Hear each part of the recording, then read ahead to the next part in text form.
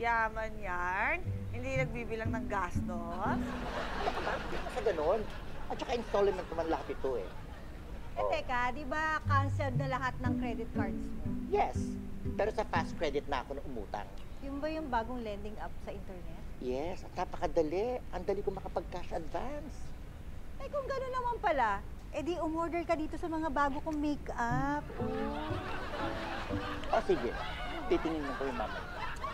Vincent! Yes. Nako, sorry may nabuksan ako sulat.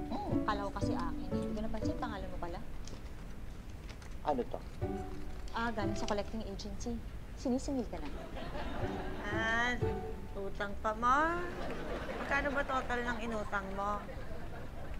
Hindi ko nga alam magkano ba? Di ba may bago kang smartphone? Gamitin mo pagkwenta. Ayan tayo Mabuti pa mga gadgets. Smart. Ikaw, hindi.